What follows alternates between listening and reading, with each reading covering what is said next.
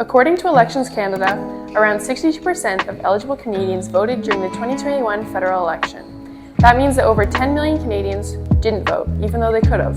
Why?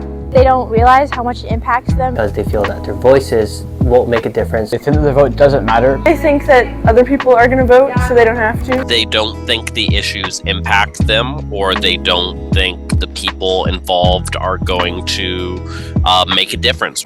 Statistics Canada reported that in the 2019 federal election, 1 in 5 non-voters stated that they were too busy to vote, and 1 in 3 stated that they were not interested in politics. Why should they be?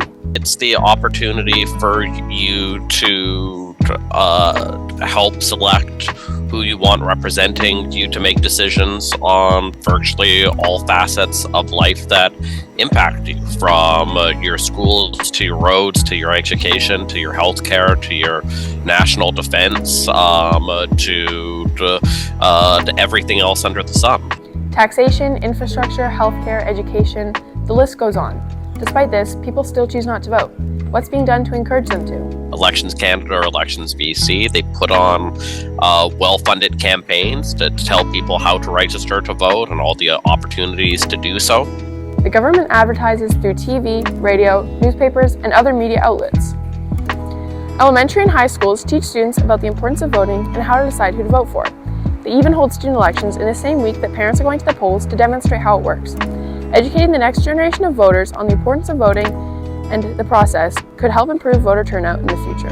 Voting is a very important tool to have in our society. It gives us the opportunity to choose who leads our country or city, and yet people still choose not to vote.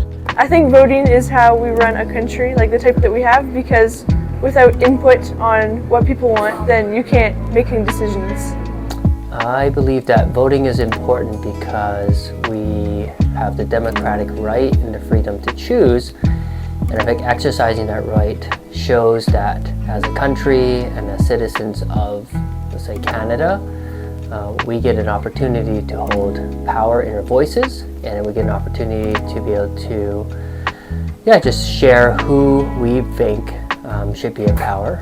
And I think that process is something that we should hold very, very sacred, and it's very important. I think it's important because if we don't take advantage of the opportunity that we have to vote, because not all people have the right, and since we do have the right, we should take advantage of it, or else people who have values and views you don't agree with can end up in charge of government and make decisions that you don't agree with. I think voting is important because more people that do vote means that more opinions are expressed, and that leads to a better, more functioning government. How big of an impact does social media have on voters? Social media has a big impact, but it affects different types of people differently. It's hard, people do studies on this, right? They try and quantify the exact amount that social media has replaced friends or family or traditional media in terms of what matters to them and how it influences their vote. It certainly has a big impact, especially if you consider just, people you only sort of know on Facebook as social media rather than communication from your friends or family that just happens to be on sites like that. But really, it's it matters, it certainly matters more than it did 10 or 20 years ago. I think it's I don't want to say stopped increasing its importance, but certainly the sort of conversation and the ways people talk about social media now haven't really changed over the last few elections that I'm covered. Everyone sort of knows, okay, this is what it is. This is how much it influences people. But also different people, it impacts different people differently, right?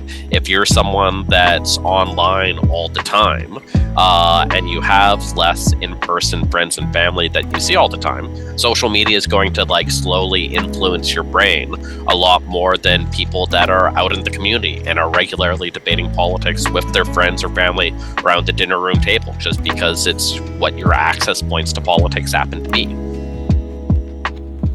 Why is it most of the younger generation that chooses not to vote? The biggest reasons are that they were not previously engaged in Canadian politics since they couldn't vote, and it's hard for them to make decisions on that level with it being a new experience. They also don't see the issues they want fixed being advocated for by politicians.